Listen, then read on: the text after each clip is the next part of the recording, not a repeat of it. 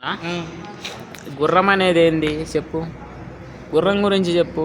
గుర్రం అంటే ఆ గుర్రం. గుర్రం ఏంటిది, ఆ నడుము, ఆ నాభి, ఆ యొక్క అవి ఉండయి కదా, మనం పట్టుకుంటాం కదా పగ్గాలు, అవి దేనికి సంబంధించినవి, అది దేనికి సూచిస్తున్నాయి. ఇప్పుడు నువ్వు ఒక లోకాన్ని కంట్రోల్ చేయాలంటే ఏం చేయాలి, ఏదో నీ ఒకటి పేరు లాగాలి. శత్రువు అన్నావు కదా, ఉమ్. శత్రువు నాయన. అజా గుర్రం పెంచినోనికి పోయి అడుగుతా. జుమ్రత్ బజార్ ఉందా బేగం బజార్, అక్కడ గుర్రాల స్టాండ్ ఉంది, ఆయనకు అడుగుతా ఈ గుర్రం చరిత్ర ఏంది. ఈ కలికి అంది సినిమా వెళ్ళింది ప్రభాస్ తెలుసా, ఉమ్. చూసినావు కలికి? అంతా అది ఎంత ఏయో నానాగా ఇది ఇస్తారులే కానీ గడువు ఏమేమి ఉన్నాయి ఇంకా కింద. ఇంకేముంది ఆడ, ఏం లేవు. కింద ఫస్ట్ నుంచి కింది నుంచి మొత్తం మాలు పెట్టుకుంటూ వచ్చింది. కృష్ణుడు ఎలా పుట్టిండో, కృష్ణుని నీళ్ళల్లో తీసుకొని వసుదేవుడు బృందావనంలో అక్కడ వదిలిపెట్టినప్పుడు వసుదేవుడు. అద్దా ఆడ కింద ఎత్తుకున్నాడు కదా నాగ పడవ మీద పైన. ఆ. ఆ. మొత్తం అంత స్టోరీ అది. అక్కడ స్త్రీలు స్నానం చేస్తున్నారు కదా, స్త్రీలు. స్త్రీలా? స్త్రీలు అక్కడ స్నానం చేస్తున్నారు నీళ్ళల్లో. అంత ఆ మాత్రం బృందావనంలో ఏం జరిగిందంటే వాళ్ళంతా బట్టలు ఇప్పేసి స్నానం చేస్తుంటే కృష్ణుడు వాళ్ళ బట్టలు ఎత్తుకొని పోతాడు. ఎందుకు లేవా ఇంత బట్టలు? ఆ సన్నివేశం చూసి మనోళ్ళు ఏమంటారో తెలుసా? ఆ. నీకు అర్థమైందా? కృష్ణుడు కృష్ణావతారంలో బట్టలు లేకుండా స్నానం చేసిండ్రు ఆడవాళ్ళు ఆ బృందావనంలో గోపికలు అని అంటారు. ఆ గుడ్డలు ఎందుకు ఎత్తుకోపోయిందంటే ఆయన, నీకు అర్థమైందా? బట్టలు లేకుండా మీరు స్నానం చేయకూడదు అనే సన్నివేశానికి బట్టలు ఎతకపోయి దాపెట్టి చెట్టు మీద కూకుంటాడు. కూకున్నప్పుడు అప్పుడు వాళ్ళకు చెప్తాడు, మా బట్టలు ఎక్కడికి పోయినా ఎవరు తీసుకుపోయినారో చూసిన మా కృష్ణ అది అంటే, నేనే దొంగిలించిన, మీరు బట్టలు ఎందుకు వేసుకోకుండా స్నానం చేస్తుండ్రు. కరెక్టే. చాపును ముసిలి గిసిలే కరిస్తే కరిసేది కాదు, నీకు గుర్తుపెట్టుకో. అలా వాళ్ళకి హితబోధ చేస్తారు. ఈ కాలం వాళ్ళు ఏమంటారు అంటే దాన్ని చూసి ఇట్లా చెప్తారు, శ్రీకృష్ణుడు బట్టలు లేకుండా వాళ్ళని చూడాలని అనుకున్నాడు, అది ఏం లేదు, అదంతా వాళ్ళకు నేర్పిస్తాడు ఆయన. నరసింహస్వామి ఎట్లా పుట్టింది కాక? నరసింహస్వామి ఆయన హిరణ్యాక్షుడిని సంహరించడానికి. అక్షిని హిరణ్యాక్షుడిని ఇరని హిరణ్యాక్షుడు ఇరణాక్షుడా? హిరణ్యకశ్యపుడు పుడుకున్నాడు. హిరణ్యకశ్యపుడు ఆయన గురించి ఆయన అవతారం తీసుకుంటాడా? అవతారం అంటే నానాక అవతారాలు ఉంటాయి. భగవంతుడు ఏ అవతారమైన ఎత్తుతాడు. ఆయన పరమాత్ముడు.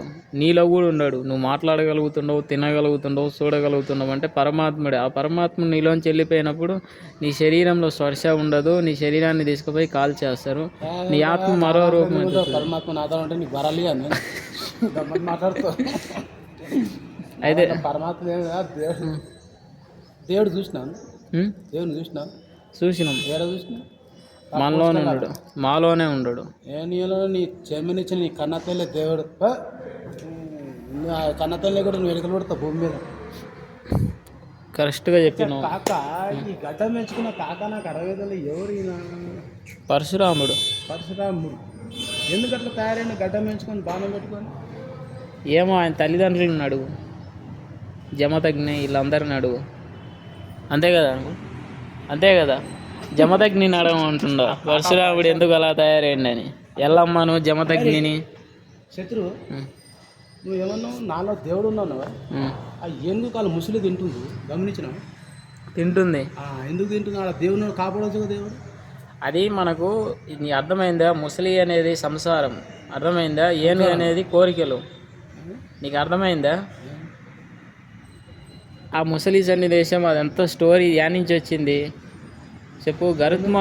గరుత్మంతునికి చెప్పిండు కృష్ణనారాయణమూర్తి గరుత్మంతుని మీద ప్రయాణం చేస్తున్నప్పుడు భాగవతం గురించి. ఆ భాగవతంలో వచ్చిన స్టోరీ ఇది. మళ్ళీ ఆయన మీదనే వచ్చినట్టు చేసినట్టు ఆయన కలిపేస్తాడు. స్వామి శత్రువు గరుడ గురించి అడతలే. ఏనుగు కాలు ఎందుకు తింటుంది ముసలి? I want question answer. అది నీళ్ళలో ఎదిగింది, పట్టుకున్నది. ఏనుగు బలం ఎంత తెలుసా? చిక్కపోతుంది, తలకాయ కానీ చిక్కపోతుంది. కమ్మతున్న శత్రువు ఏనుగు కాలు ఏంటంటే భగవద్గీత చెప్తుంది. భగవద్గీత యాభై రోజులు అవుతుంది. చెప్పు ఇంకా చూస్తున్నా ఇంకేం పోతున్నాను.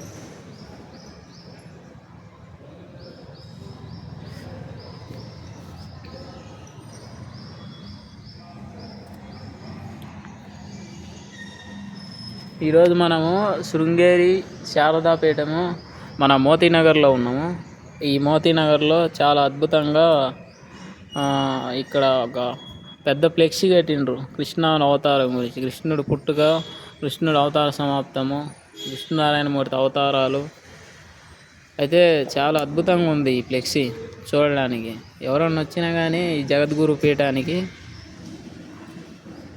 ఇవి చూసి తెలుసుకుంటారు మన సనాతన ధర్మంలో ఇంత గొప్ప సన్నివేశాలు, ఇంత గొప్ప స్టోరీస్ ఉన్నాయా అని.